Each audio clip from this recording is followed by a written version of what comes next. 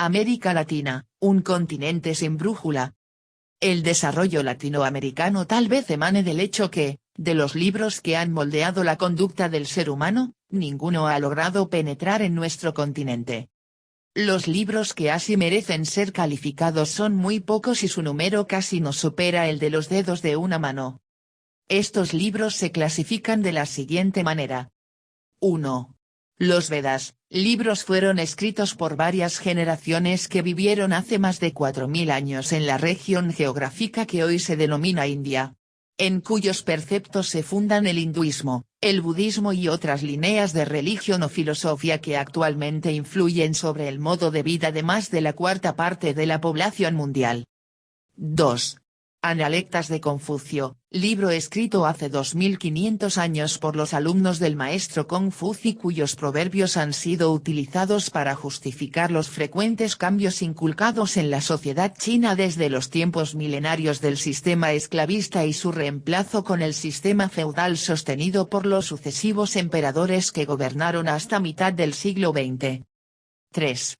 La Biblia. Fue escrita durante un periodo de aproximadamente 2000 años por alrededor de 40 personas pertenecientes a diversas clases sociales y diferentes generaciones.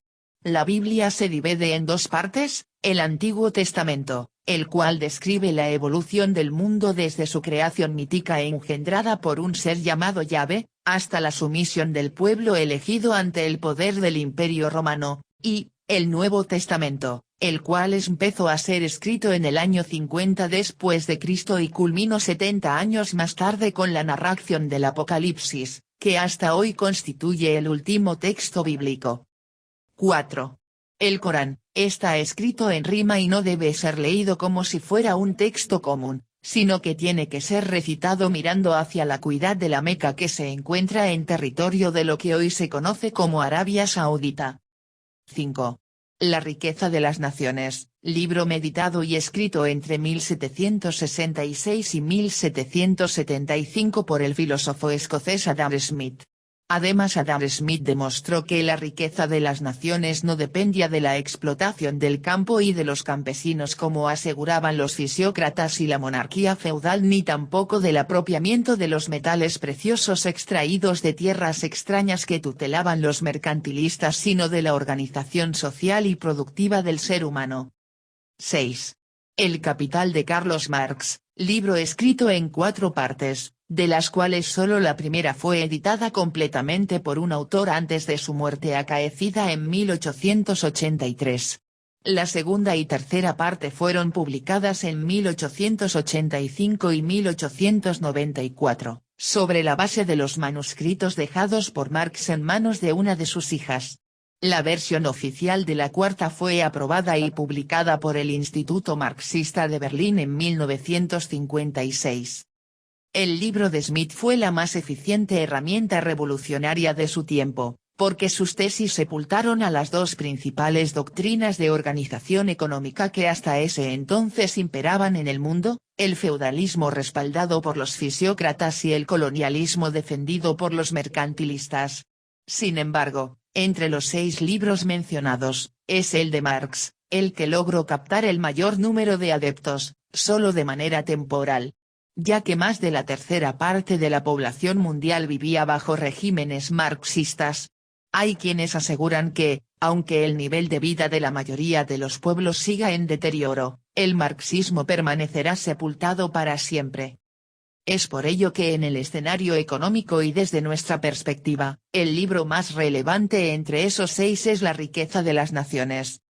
La frase con la que iniciamos este capítulo, debería ser sustituida por la siguiente: el subdesarrollo latinoamericano tal vez, emane del hecho que el pensamiento de Adam Smith jamás ha logrado penetrar en nuestro continente. La frase requiere ser demostrada. A ese objetivo destinamos las siguientes páginas y capítulos que analizaremos a continuación. Ausencia. Adam Smith comenzó a escribir La riqueza de las naciones una vez de haber regresado al pueblo de Kirkcaldy en Escocia, donde nació, luego de haber permanecido ausente por casi 3 años debido a un viaje realizado a París, Toulouse y Ginebra, escoltando al joven duque de Buccleuch, cuya familia era solemne y adinerada. donde trabajó en calidad de tutor particular. Smith aprovechó esa oportunidad para conocer e intercambiar ideas con varios de los más connotados filósofos y escritores, la mayoría de los cuales se encontraban inmersos en el convulsionado proceso político e intelectual que se vivía en los tiempos previos a la Revolución Francesa. Fue necesario que transcurra la mitad del siglo XX, para que la obra de Adam Smith finalmente alcance suelo latinoamericano. Recién en 1958, en la Ciudad de México se publica una edición de La riqueza de las naciones, el libro que había logrado conferir al pensamiento económico su categoría de ciencia. Pero para 1958, el pensamiento económico latinoamericano ya se había tornado inmune a cualquier semilla doctrinaria. Todos los espacios de reflexión económica se encontraban inundados con la controversia que intentaba calcular la raíz y la razón de la dependencia de nuestros países, así como su mayor o menor situación periférica. Cuando en 1958 por fin atracó en nuestro continente el libro de Adam Smith, su arribo pasó inadvertido entre el ruido y la gran efervescencia que entonces generaba el recientemente ensamblado modelo cepalino, nombre que adoptó en honor a la entidad que lo había inventado. Modelo. El modelo cepalino fue exhibido a lo largo de América Latina bajo la premisa de que se había descubierto el sendero para salir del subdesarrollo. El único objetivo del modelo o modelo sustantivo de importaciones, como fue llamado luego, es, como su nombre lo indica, sustituir o suprimir algunos de los productos industriales importados desde el centro. Pero sustituir o suprimir las importancias de un producto, solo es posible si es que se lo puede industrializar domésticamente. Así, antes de ensamblar el modelo se debían resolver tres aspectos: el primer, precisar qué productos podían sustituirse; el segundo, construir un escenario que permita industrializar esos productos; y, el tercero, asignar a cada país las industrias que le correspondía instalar. El objetivo de unificar los países en un solo mercado, se desvaneció ante las pequeñas y mezquinas pugnas por tratar de ganar en el proceso más que el país vecino. Incógnita. Debido al fracaso surgió una incógnita que no se ha respondido: ¿son los países latinoamericanos desunidos por ser desarrollados? O, más bien, ¿son subdesarrollados por ser desunidos? Siendo la primera vez que un mismo problema atacaba al mismo tiempo a todos los países del continente, por lo tanto era lógico pensar que se necesitaba una solución en conjunto.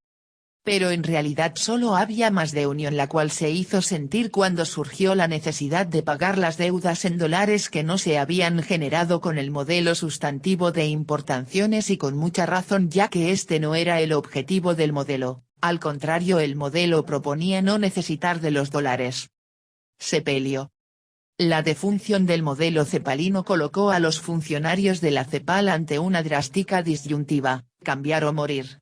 Ante este dilema y resueltos a que su institución sobreviva, eligieron la alternativa de supervivencia más sabia: es el sepelio del tradicional modelo cepalino. Es obvio, también tenía que ser enterrado su principal mano ejecutora, la respetable ALALC. Este hecho y el nacimiento del Mercosur, abrieron camino a una nutrida cadena de acuerdos y alianzas comerciales bilaterales, trilaterales y multilaterales, a lo largo y a lo ancho de las tres Américas. Paradoja. A comienzos del siglo XXI Latinoamérica afronta una visible paradoja. Por un lado, el ruido y oleaje provocados desde 1956 por el fracasado afán de crear una zona libre de comercio, han impedido que Adam Smith pueda atracar en nuestras costas e impulsar nuestro desarrollo. Pero, por otro lado, la ausencia de Smith ha restringido las oportunidades de Latinoamérica para alcanzar ese nivel básico de riqueza y de consumo necesarios para competir en un mundo irreversiblemente globalizado. Subdesarrollo de los trópicos. En nuestro continente hoy existen 2124 entidades regionales y nacionales cuyo principal objetivo es apoyar el desarrollo de América Latina. Sin embargo, ninguna de ellas ha logrado definir en consenso cuál es el significado que tiene la palabra desarrollo. En 1966, la UNCTAD, la cual fue creada 2 años antes como brazo ejecutor de las políticas de desarrollo de la ONU, encargó a dos renombradas cofradías. La primera fue American Economic Association y la segunda organización, Royal Economic Society, de profesionales en ciencias económicas, para que realicen un estudio encaminado a investigar las fuentes que generan el desarrollo de los países. Confiados en el prestigio y experiencia de esas instituciones, así como en el visible hecho de que entre los 188 países miembros que tiene la UNCTAD, más de las 4/5 partes pertenecen al mundo no desarrollado, se creyó que en el estudio por fin se lograría definir qué significado tiene el desarrollo para los países desarrollados. El documento contiene más de 100 páginas, pero algunos latinoamericanos quizá dejaron de leerlo antes de llegar a la segunda página, debido a que en la primera inesperadamente se declara que, en este informe, no hemos considerado pertinente incluir los problemas del ahorro óptimo ni el desarrollo de los países atrasados. A pesar de eso, el informe encierra una muy valiosa enseñanza. Los problemas de los países atrasados pueden no ser pertinentes ni relevantes para las instituciones de los países desarrollados. En consecuencia, el busca una salida al subdesarrollo de América Latina es una tarea obligatoria solo para los latinoamericanos. No obstante, en la búsqueda sí se han cosechado frutos. En los principales rincones se ha descubierto por lo menos una teoría, de la izquierda la teoría de la dependencia, del medio la teoría de la evolución y de la derecha la teoría de los trópicos. Teoría de la dependencia. Se asienta en el combativo y combatido dogma que asegura que el desarrollo de primer mundo nace, crece y vive gracias al subdesarrollo del tercer mundo.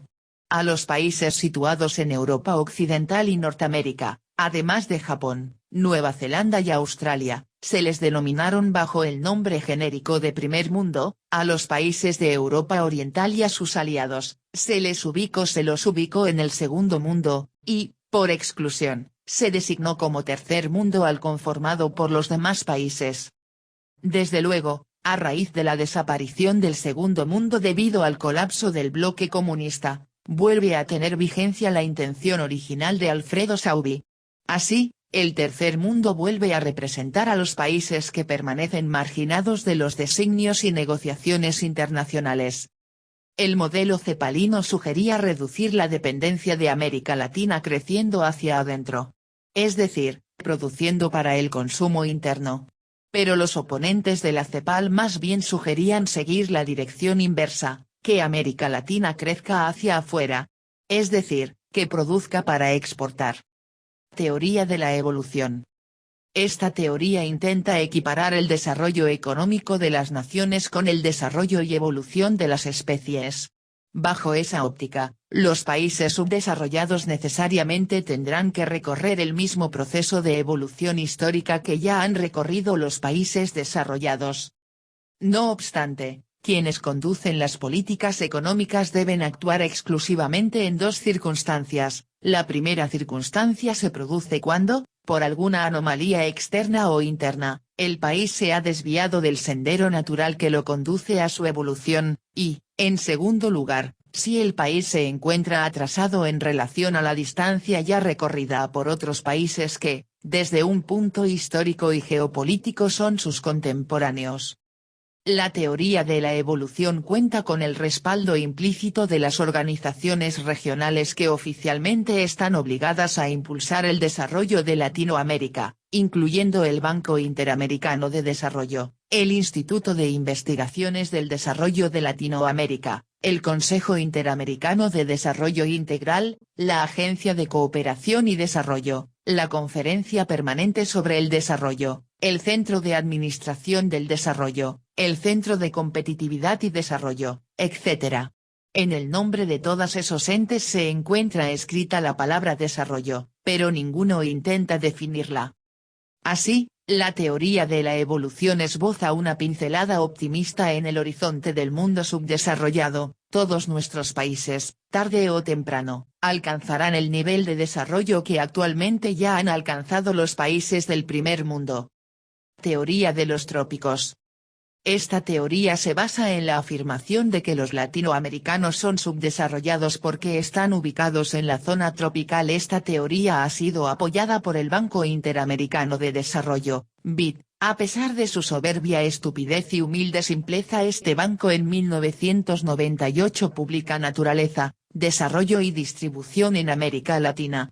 La evidencia del papel de la geografía, el clima y los recursos naturales. Este documento se respalda a raíz de la crisis de pagos de 1994, la cual proporcionó la innegable evidencia de que los mecanismos de ajuste económico impuestos por los organismos internacionales habían fracasado. El nuevo diagnóstico, desde luego, requería respaldarse en nuevas hipótesis, para lo cual oportunamente se seleccionaron las tres siguientes. Hipótesis 1. Las condiciones tropicales reducen la eficiencia de los trabajadores y sus salarios. Hipótesis 2. En el trópico, los recursos naturales constituyen tragaderos de capital. Hipótesis 3. En los trópicos, la volatilidad económica lidera el bajo crecimiento y la disparidad de ingresos. Una segunda interpretación es formulada por Jeffrey Sachs en el documento Subdesarrollo Tropical, en el cual argumenta que el subdesarrollo no se origina en el clima de los trópicos como apadrina el BID, sino en su geografía. Una tercera variante de la teoría de los trópicos, afirma que el subdesarrollo no se origina en el clima ni en la geografía, sino en la cultura de la gente que vive en los trópicos. Esta variante es apoyada por varios profesores de la Universidad de Harvard, siendo Lawrence Harrison el portavoz más visible. Teoría y práctica.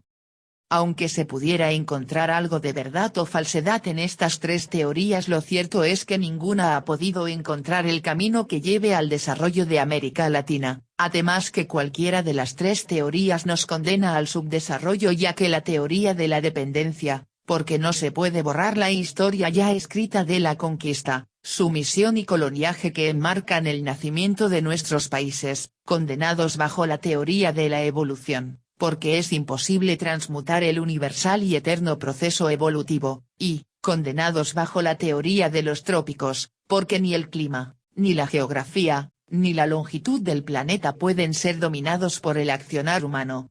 Y por si fuera poco, aún permanece inexplorado el pensamiento del fundador de la economía como ciencia social, Adam Smith.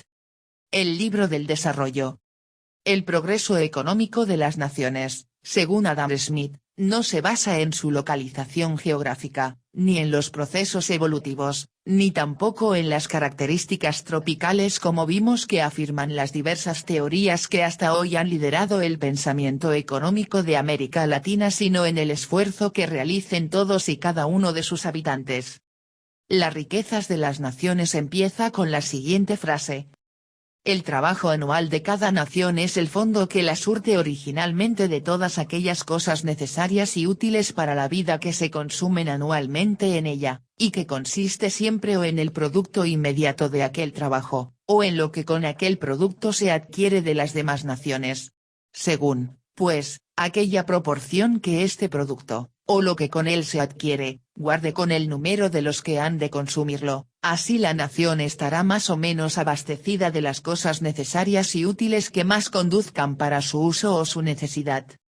Por medio una frase resumida del libro de Adam Smith se puede afirmar que la riqueza de una nación depende de tres factores: del eficiente uso de sus recursos naturales y humanos, de un amplio intercambio de sus productos y de una equitativa distribución del ingreso.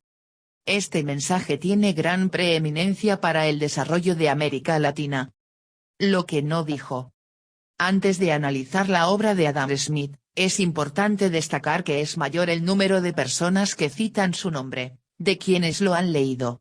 Es necesario señalar que existen tres grandes mitos que suelen ser falsamente atribuidos a Smith. Primero, la política del dejar hacer, dejar pasar; segundo, la existencia de la mano invisible; y tercero, la defensa del capitalismo. Laissez-faire, laissez-passer. Jean-Claude Marie Vincent de Gournay nació en 1712 en una de las propiedades que su rica familia mantenía en París y llegó a ser uno de los comerciantes más adinerados en la etapa previa a la Revolución Francesa. En 1751 fue nombrado intendente de comercio por el penúltimo rey de Francia, Luis XV, cargo con el que intentó derogar bajo la consigna de laissez-passer todas las normas que en ese entonces limitaban las actividades comerciales.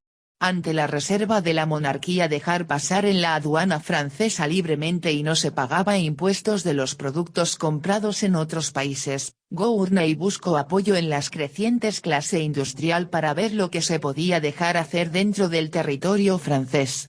Así la consigna se amplió a laissez-faire, laissez-passer.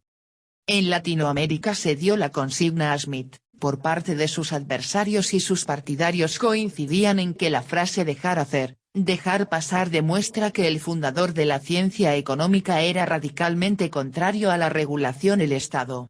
En este punto ambos grupos adversarios y partidarios dejaban de coincidir y tenían cada uno sus propias conclusiones, aunque ambas estaban erradas.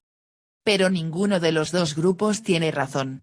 En ninguna de las páginas de La riqueza de las naciones o de la teoría de los sentimientos morales, su otra gran obra, Smith menciona, transcribe, convoca o hace algún tipo de deferencia a la consigna de laissez-faire, laissez-passer, consigna que, además, coexistía con el entorno de la doctrina mercantilista, a la cual fue precisamente Smith quien combatió y sepultó.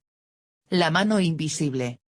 En la primera sección del capítulo 2 del libro Ib de su obra, el refiriéndose a la acción individual de las personas, Adam Smith escribe la siguiente frase.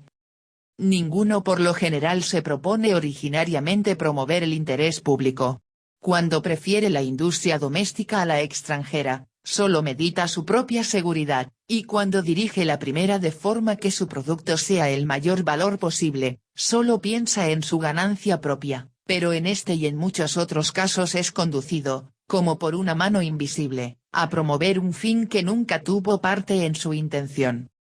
A lo largo toda la obra la palabra invisible solo es nombrada una sola vez. Esta metáfora ha sido una de las más utilizadas en la argumentación económica, superada tal vez por otra metáfora libre juego entre demanda y oferta. Lo que busca destacarse es la alternativa de que la mano invisible pueda modificar parte de la ganancia del comerciante y del productor en ganancias para el resto de la población. Esta alternativa no podrá ser refutada ni por el más grande de los adversarios.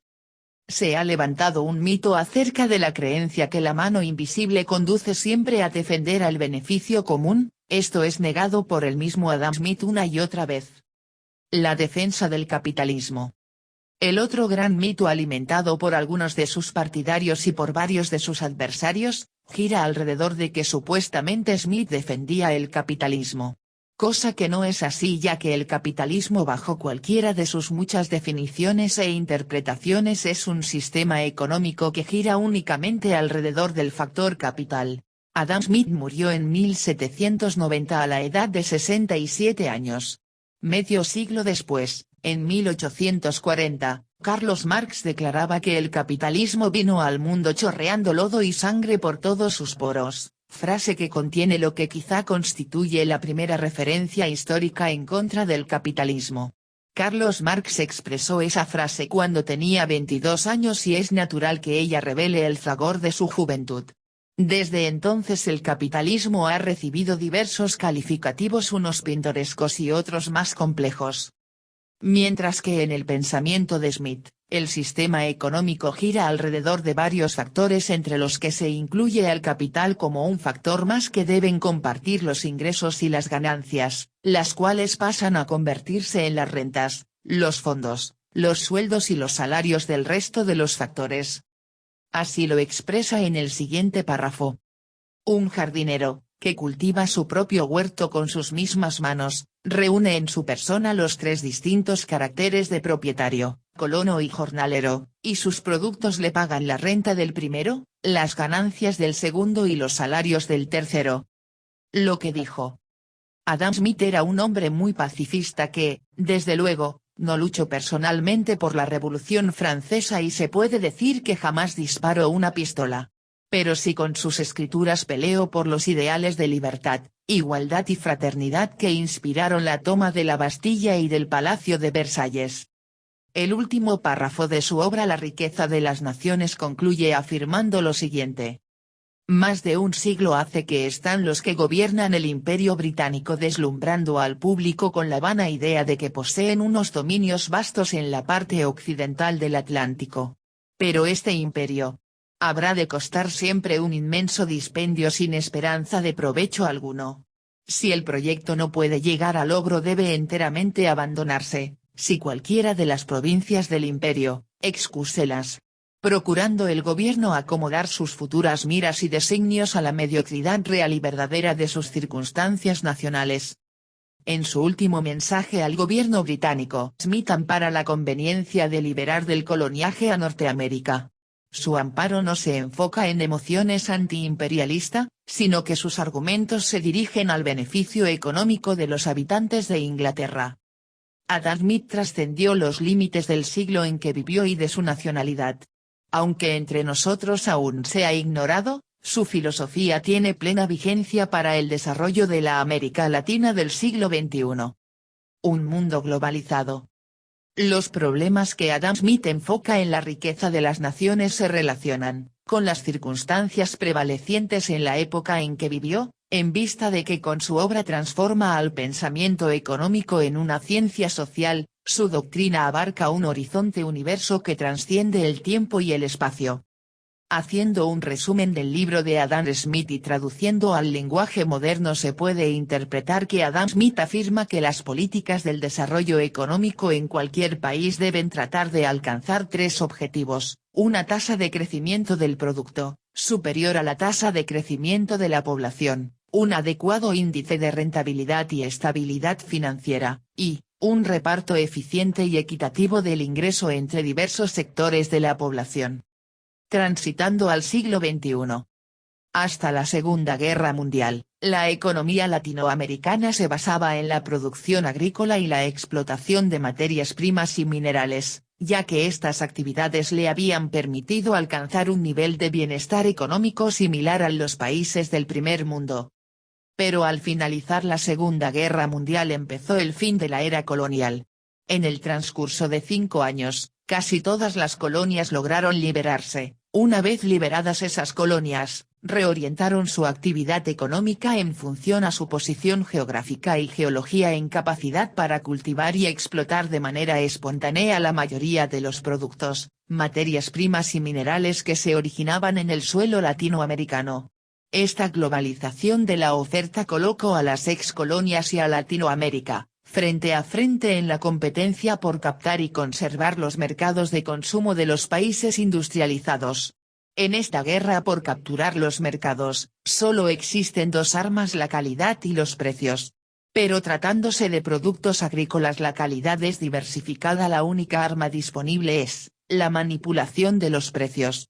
Sin embargo, para poder participar en una guerra de precios el país que vende deberá aceptar menos dólares aunque entregue mayor cantidad de productos. Para que un país pueda exportar el gobierno debe devaluar. Así el productor local obtendrá una cantidad mayor o igual a la moneda nacional aunque al país ingresen menos dólares. La gran aceptación que en Latinoamérica se dio, impulsó a la mayoría de los países a tratar de captar por lo menos el beneficio que obtenía el centro instalando fábrica destinada a ensamblar productos que se importaban del mundo industrializado. Los recursos que el Estado podía ofrecer para incentivar la inversión e instalación de esas nuevas fábricas, provenían de dos fuentes: el gobierno podía exonerar impuestos y podía conceder abundantes y subsidiadas líneas de crédito. Estas dos fuentes generaban un déficit fiscal que los gobiernos tenían la obligación de financiar. El sistema funcionó adecuadamente mientras la cantidad de oro y divisas en poder del Banco Central resultaba suficiente para cubrir las transacciones diarias de compra y venta. El profesor Phillips. El profesor Phillips tenía la reputación de ser un investigador serio y riguroso, por eso, cuando en 1958 publicó un trabajo estadístico en el cual demostraba que, durante casi un siglo, el nivel de desempleo en Inglaterra se había movido en dirección inversa al nivel de los precios, inmediatamente quedó sembrada la idea del desempleo e inflación, son como los dos platos de una misma balanza y que, en consecuencia, si el uno baja el otro tiene que subir. En el mundo académico se expandió la idea de que la curva tenía validez en cualquier periodo y en cualquier país. Es posible que hubiese permanecido confinada en algún rincón del mundo académico hasta el día de hoy, pero la elección de Richard Nixon a la presidencia de Estados Unidos lo impidió. En América del Norte. Una vez electo como presidente, Richard Nixon descubrió un déficit comercial muy antiguo. Un déficit comercial puede ser curado fácilmente devaluando la moneda, pero Estados Unidos estaba moralmente prohibido devaluar, y pues, la alternativa era reducir la capacidad de gasto de la población, para lo que se pueden elevar los impuestos, las tarifas y los intereses. Pero esta alternativa chocaba frontalmente con la publicitada promesa electoral de Nixon: crecer sin inflación. Nixon utilizó la expresión fine tuning, que fue tratada al principio por los medios académicos y políticos como un ridículo cliché. Pero esta podía ganar seriedad, si se lograba asimilar a la promesa de balancear la inflación con el desempleo que se encontraba inmersa en la curva de Phillips. En América del Sur. A lo largo del siglo XX y hasta antes de las batallas del Yom Kippur, las tasas de inflación en América Latina rara vez habían llegado a superar el primer dígito. Es decir, habían permanecido por debajo del 10%. Pero en 1974 la tasa de inflación promedio superó en 40% anual, y a partir de esa cifra, fue creciendo hasta 1990, año en que la inflación superó el 1000%. Así, desde la perspectiva oficial, la inflación y el desempleo dejaban de ser dos indeseables imperfecciones del mercado para, a través del mecanismo de la curva, transmutarse en dos fenómenos mutuamente excluyentes pero ambos necesarios. La política económica consistía en mezclar un poco de inflación con un poco de desempleo, hasta obtener el cóctel adecuado. La estanflación, palabra que denota la existencia paralela de estancamiento con inflación, desnudo tres características más visibles del subdesarrollo: el creciente nivel de desempleo, el progresivo grado de inestabilidad y dependencia financiera, y la audaz concentración de la riqueza, agravada por la abierta desigualdad en la distribución del ingreso. Pero esas tres lacras tienen su antídoto en el crecimiento, la estabilidad y la equidad, que son los tres pilares de la economía libre que propone Adam Smith. Conclusiones. Citando al gran economista Adam Smith, se puede concluir que, busco resaltar en su obra que las políticas de un país deben tratar de alcanzar tres objetivos para el desarrollo económico, que son, una tasa de crecimiento del producto superior al crecimiento de la población, un adecuado índice de rentabilidad y estabilidad financiera, y un reparto eficiente y equitativo del ingreso entre los diversos sectores de la población.